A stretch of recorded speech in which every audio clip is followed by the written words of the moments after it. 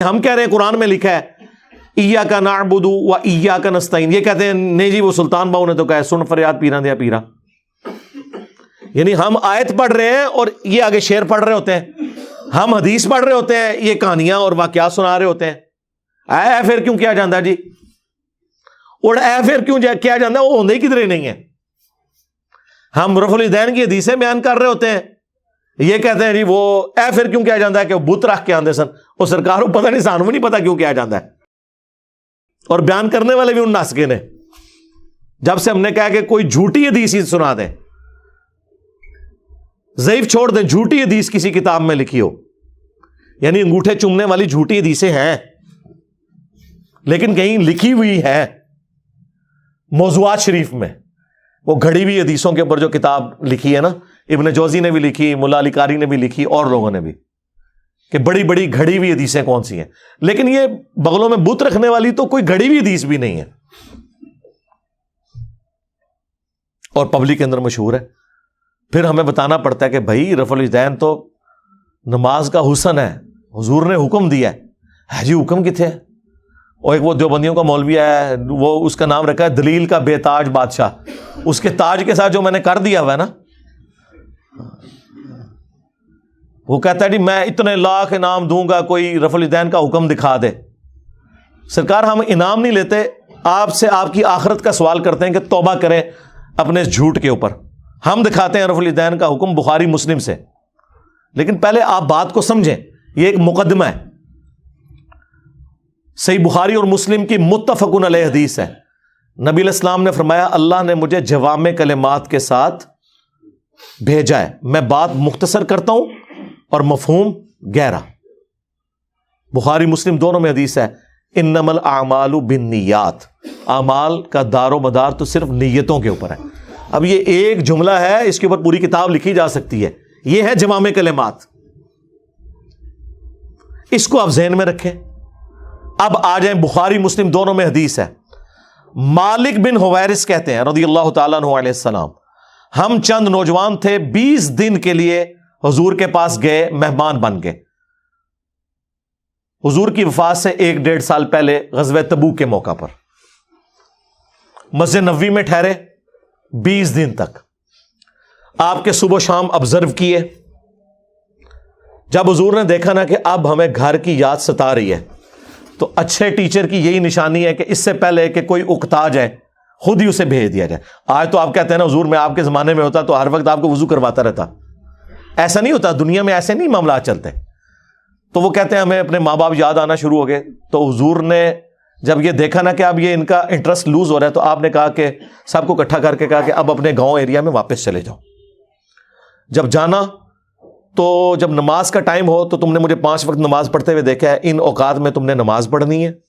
ایک بندہ اذان دے گا جو زیادہ قرآن جانتا ہے اور عمر میں بھی بڑا ہو، وہ تمہاری امامت کروائے. اور صلو کما رأیتمونی اصلی، اور نماز تم نے ویسے پڑھنی ہے جس طرح مجھے تم نے نماز پڑھتے ہوئے دیکھا ہے.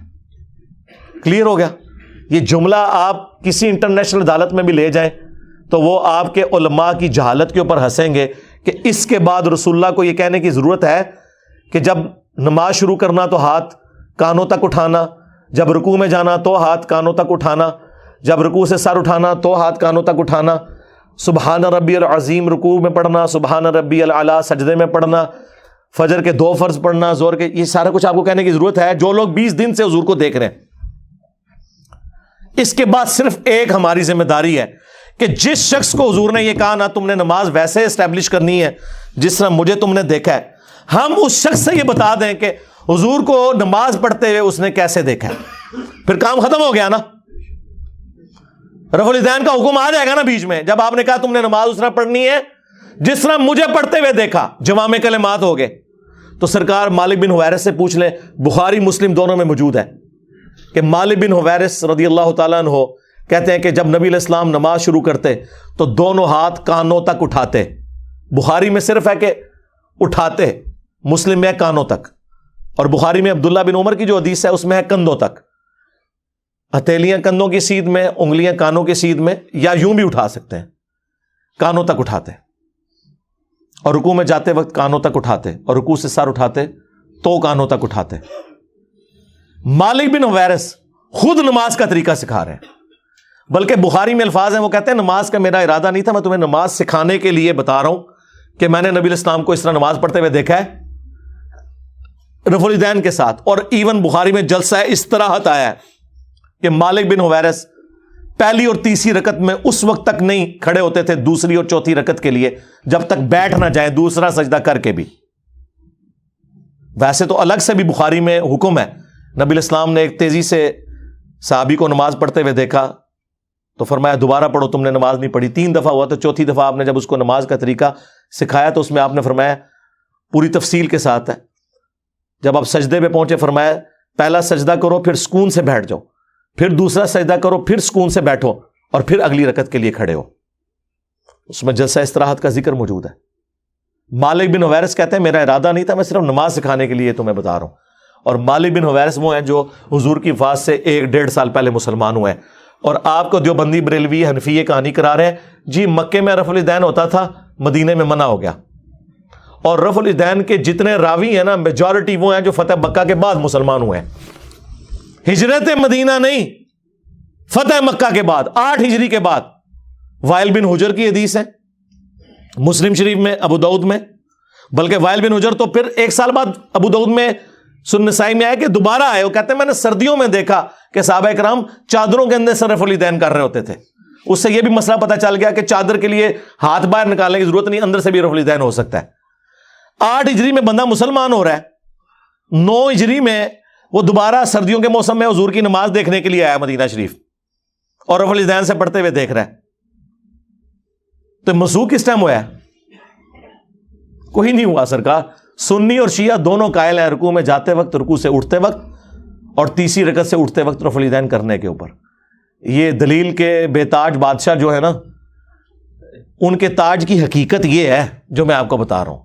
یہ لوگوں کا علمی لیول ہے. جی رفع الیدین کا حکم دکھائیں, جی دکھا دیا.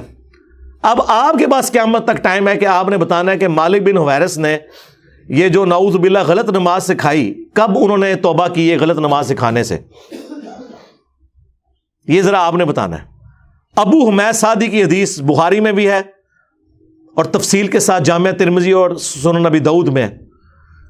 10 صحابہ کی موجودگی میں انہوں نے نماز کا طریقہ جب سکھایا تو باقی 10 لوگوں نے کہا کہ آپ تو بالکل اینڈ پہ مسلمان ہوئے ہیں.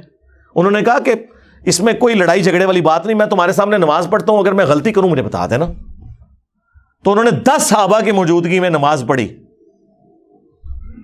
اس سے یہ بھی ثابت ہو گیا کہ وہ شخص نماز کا طریقہ بیان کر رہا تھا جو اینڈ پہ مسلمان ہوا, اور باقی صحابہ کہہ رہے ہیں تو بالکل آخر میں آیا. اور پھر جب وہ نماز کا طریقہ بتا چکے تو 10 نے بیک زبان کہا کہ آپ نے بالکل صحیح نماز پڑھی, رسول اللہ اسی طرح نماز پڑھا کرتے تھے. مراد یہ کہ حضور کی وفات کے بعد ذکر ہو رہا ہے, اور یہ ایٹ لیسٹ 30 سال بعد کا واقعہ حضور کی وفات کے. فوراً بعد بھی کوئی فرق نہیں پڑتا. 10 کے 10 کو غلطی, جس میں ابو قتادہ بھی شامل ہے سینئر اصحاب میں سے. اس میں انہوں نے رفع الیدین کا ذکر کیا ہے, جلسہ استراحت کا ذکر کیا ہے, تورک بیٹھنے کا ذکر کیا ہے. چوتھی رکعت میں بائیں سرین پہ بیٹھ کے دایاں یعنی پاؤں کھڑا کر کے اس کے نیچے سے بائیں پاؤں کو گزارنا. اور ابو داؤد میں تو الفاظ ہیں کہ جب نبی علیہ السلام نماز کا ارادہ کرتے تو نبی علیہ السلام قبلہ رخ کھڑے ہوتے اور اپنے ہاتھوں کو کندھوں تک بلند کرتے, یہاں تک کہ ہر ہڈی اپنی جگہ پر جب واپس آ جاتی پھر آپ قرات شروع کرتے. اس سے میں نے ثابت کیا کہ انہوں نے ہاتھ چھوڑ کے نماز پڑھی ہے, کیونکہ جب بھی کوئی نماز شروع کرنے کا ارادہ کرتا ہے تو ہاتھ باندھ کے نہیں نماز پڑھتا, یوں کھڑا ہوا ہے اور وہ نماز یوں شروع کرتا ہے اور ہر ہڈی اپنی جگہ پر واپس آ جاتی. یہاں موقع تھا وہ کہتے ہیں کہ ہر ہڈی دایاں ہاتھ بائیں پر آ جاتا, نہیں, انہوں نے کہا اپنی واپس اپنی جگہ پہ آ جاتی. اس سے نبی علیہ السلام سے بھی ہاتھ چھوڑ کے نماز پڑھنا ثابت ہے. ویسے عبداللہ ابن زبیر کی الگ سے حدیث ہے المصنف ابن ابی شیبہ میں, باقاعدہ باب باندھا ہے امام ابن ابی شیبہ, امام بخاری مسلم کے استاد نے, کہ ان صحابہ اور تابعین کا بیان جو ہاتھ باندھ کے نماز پڑھتے تھے, جو ہاتھ چھوڑ کے. ہمارے نزدیک دونوں طریقے درست ہیں, ہاتھ باندھنا بھی ہاتھ چھوڑنا بھی.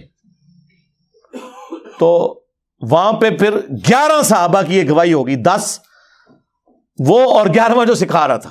تسی 11ویں لی سرکار نو مندے ہو, اسی 11 سرکاراں نو مننے ہیں, اور ساڈی سرکاراں ہو جو صحابہ نے. جی رفع الیدین کا حکم دکھا دیا، جی دکھا دیا ہے، اور آپ رفع الیدین کا مذاق جو اڑاتے ہیں، اللہ سے ڈر جائیں۔ گھوڑوں کے دموں کے ساتھ اسے تشبیہ دیتے ہیں۔ کیا رسول اللہ پوری زندگی اس طریقے سے نماز پڑھتے رہے جس کو آپ نے بعد میں کہنا تھا یہ گھوڑوں کی دمیں ہیں؟ آپ خود سوچیں عقلاً، کیونکہ میں نے تو ثابت کر دیا کہ حضور اپنی وفات سے 1 سال پہلے تک کر رہے ہیں۔ ویسے تو میں نے مسئلہ 70B میں ثابت کیا ہے کہ وفات تک، وہ کہتے ہیں وفات تک کا لفظ جی موجود ہے۔ جب حضور کی وفات کے بعد صحابہ کرام نماز کا طریقہ سکھا رہے ہیں تو وفات تک ہی ہوا نا، لاجیکل ہے۔ یہ تو نہیں کہ منسوخ شدہ طریقہ انہوں نے سکھانا تھا۔ باقی تفصیل وہ دیکھ لیں، 2.25 گھنٹے کا لیکچر ہے۔ ان کے 8 دھوکوں کے جو میں نے جواب دیے ہیں جی، بغلوں میں بت رکھ کے آتے تھے، ٹھیک ہے جی، گھوڑوں کی دموں والی روایت مسلم شریف سے آؤٹ آف کانٹیکسٹ، جابر بن سمرہ والی شریر گھوڑوں کی دمیں، وہ 4 روایتیں اکٹھی ہیں، اس میں باقاعدہ موجود ہے کہ وہ سلام پھیرتے وقت زانوں سے ہاتھوں کو اٹھاتے تھے۔ وہ کہتے ہیں نہیں، ایک روایت میں اس کے بغیر ذکر ہے۔ سرکار یہ حدیث ابو داؤد میں بھی ہے، سنن نسائی میں بھی ہے، باقاعدہ اس کے اوپر اماموں نے باب باندھے ہوئے ہیں کہ یہ حدیث کس سے متعلق ہے، آپ کے رد کے اوپر کہ سلام پھیرتے وقت۔ امام نووی نے بھی مسلم کے باب کے اوپر یہ لکھا ہوا ہے۔ اس سے بڑھ کر امام بخاری نے جز رفع الیدین میں لکھا ہے کہ جو گھوڑوں کی دموں والی حدیث رفع الیدین پہ لگاتے ہیں انہیں ڈرنا چاہیے کہ اللہ کا عذاب نہ ان پر آ جائے۔ سورہ نور کی آیت کوٹ کی کہ رسول اللہ کے ساتھ دشمنی کر رہے ہیں، یہ سنت کا مذاق اڑا رہے ہیں۔ اور جز رفع الیدین پہ جو میں نے ویڈیو ریکارڈ کرائی ہے، جو کچھ امام بخاری نے ان کی طبیعت صاف کی ہوئی ہے، وہ 70B مسئلہ آپ ضرور دیکھیں۔ رفع الیدین سے متعلق فرقہ وارانہ نظریات کا تحقیقی جائزہ، اس میں ان کے آپ کو جھوٹ پتہ چلیں گے کہ یہ جھوٹ کی بنیاد پہ کھڑے ہیں۔ اور ہم تو بڑے خوش ہوتے ہیں کوئی گھوڑوں کی دموں والی حدیث بتا دے، بت رکھنے والی جھوٹی بات خود گھڑی بھی بتا دے، ہم پھر کہتے ہیں آپ کو بتائیں گے۔ بلکہ اس سے بڑھ کر میں G10 میں رہتا تھا، یہ میں بات کر رہا ہوں 2008-9 کی، 8 سے آلموسٹ کوئی 14-15 سال پہلے۔ ہمارے قریبی دوست تھے، وہ کٹر بریلوی تھے، ہم بھی اس زمانے میں بریلوی تھے۔ میرے ساتھ وہ اعتکاف بیٹھے G10 کی مسجد میں، G10-4 میں۔ جب میں ریورٹ ہوا تو وہ بھی تحقیق میں پڑ گئے، وہ وہیں کے رہنے والے تھے۔ جب تحقیق میں پڑھے تو ہمارے گھر کے قریب ایک دیوبندیوں کی مسجد بھی تھے، کبھی ہم نماز وہاں پڑھتے رفع الیدین سے شروع کر دی۔ لیکن نماز میں آپ کو پتہ سب کے پیچھے پڑھتا ہوں، ایک نماز دیوبندیوں کے پیچھے پڑھتے تھے، فجر کی اہل حدیث کے پیچھے پڑھتے تھے، مغرب عشاء کی کبھی بریلویوں کے پیچھے، کبھی دیوبند کے پیچھے۔ وہاں کے مفتی کو کھٹکا لگ گیا، اس نے کہا چلو یہ تو گمراہ ہوئے ہیں، یہ تو آؤٹ سائڈر ہیں۔ جو G10 کا رہنے والا ہے نا بندہ، جس کا اپنا ذاتی گھر تھا وہاں پہ جدی پشتی، جو ان کا دوست ہے، اس کو تو ہم قائل کریں۔ اس نے ایک کتابچہ دے دیا اسے، رفع الیدین کے خلاف نہ، کہ نماز کا حنفی طریقہ صحیح ہے۔ وہ کتابچہ میرے پاس لے کے آیا، میں نے کہا بہت اچھی بات ہے، مطلب وہ جب میں نے کتاب پڑھی تو میں تو خوشی سے پھولے نہ سماؤں۔ اس نے پہلی حدیث پتہ کیا لکھی ہوئی؟ کانوں تک ہاتھ اٹھانے کا ثبوت، تو کانوں تک تو ہم بھی اٹھاتے ہیں الحمدللہ، لیکن حدیث لکھی مالک بن حویرث والی مسلم شریف سے، اور حدیث لکھی کہ مالک بن حویرث کہتے ہیں کہ میں نے نبی علیہ السلام کو دیکھا کہ جب نماز شروع کرتے تو دونوں ہاتھ کانوں تک اٹھاتے۔ میرا دل کرے میں تو لڈیاں پاواں، ہاں میں کہ ایتھے ہی رک جا کے تو کتاب ٹرنی نہیں۔ یہ حدیث میں نے کہا میں اوریجنل نہ دیوبند اور بریلویوں کی کتاب مسلم شریف جو ترجمے کے ساتھ ہے اس میں سے تجھے دکھاؤں گا، اور تو نے خود رفع الیدین شروع کر دینا ہے۔ کہتا کیسے؟ میں نے کہا یہ دیکھ، انہوں نے آدھی حدیث لکھی ہوئی ہے، اس کے آگے لکھا ہوا ہے جب رکوع میں جانے لگتے تو کانوں تک ہاتھ اٹھاتے، اور جب رکوع سے سر اٹھاتے تو کانوں تک ہاتھ اٹھاتے۔ یہ مالک بن حویرث بھی تمہاری پوری نماز کا طریقہ ہے، صلو کما رأیتمونی اصلی، ہمیں اور کیا چاہیے؟ اچھا وہ کتابچہ لے کے نا وہ دیوبند کے مفتی کے پاس پہنچ گیا۔ یہ ان مفتیوں کا، یہ دلیل کے جو بے تاج بادشاہوں کا علمی لیول یہ ہوتا ہے۔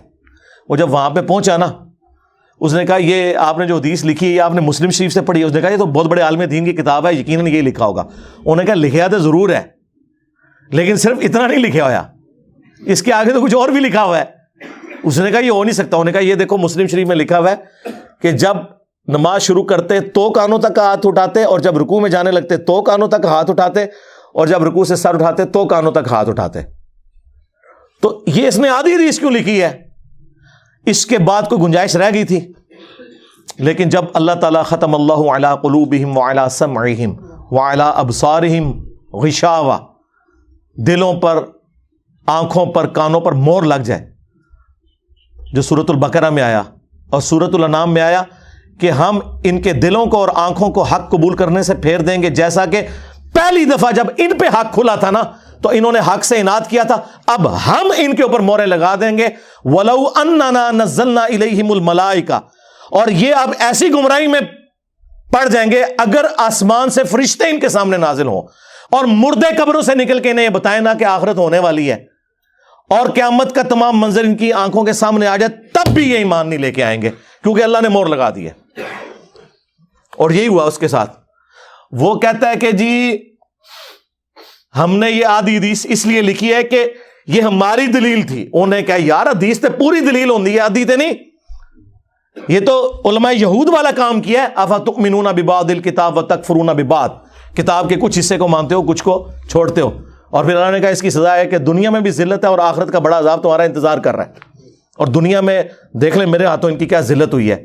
انہوں نے پچھلے 1000 سال میں جتنی عزت کمائی تھی نا، پچھلے 10-12 سال میں اس سے زیادہ ذلت کما چکے میں۔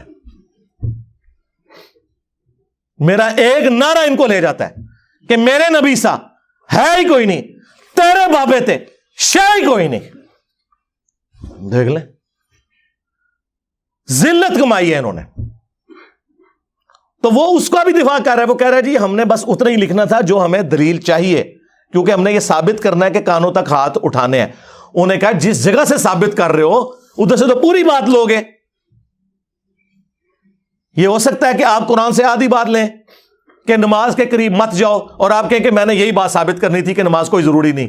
ہم کہیں گے آگے لکھا ہے جب تم نشے کی حالت میں ہو، یہی کہیں گے نا۔ تو یہ کرتے ہیں، اور چونکہ ان کو بڑوں سے یہی عادت پڑی ہوئی ہے آدھی باتیں بیان کرنے کی، آدھی کاٹنے کی، اس لیے میرے بھی آدھے کلپ کاٹ کے نا متنفر کروانے کی کوشش کرتے ہیں، اور مجھے کوئی فرق نہیں پڑتا۔ میں نے آپ کو بارہا بتایا ہے کہ مجھ سے بچنے کا طریقہ یہ ہے کہ اپنی زبانیں بند رکھیں۔ اگر زبان آپ کھولیں گے میں تو کار تک پہنچا کے آواں گا، منجی ٹھوک دیں گا تہاڈی میں، ذہن چ رکھیو، بلکہ ٹھوک دیتی ہے اللہ کے فضل نال۔ جتنا بولو گے، جتنا چیخو گے، کیونکہ میں نے تو پھر جواب دینا نا، آپ میرے پہ الزام لگائیں گے تو میں آپ کو پھر کلیئر کروں گا کہ بھائی یہ بات لکھی ہوئی تھی، یہ تو یہ کہہ رہے تھے۔ تو اینڈ رزلٹ یہ ہے کہ جھوٹے بندے کی تو ایک نہ ایک دن موت ہو ہی جاتی ہے، اور ذلت کی موت ہوتی ہے، جس طرح ان فرقوں کی موت ہوئی ہے۔ الحمدللہ۔ صلو علی محمد وآل محمد، اللہم صلی علی محمد وعلی آل محمد واصحاب محمد وازواج محمد وامت محمد اجمعین الی یوم الدین۔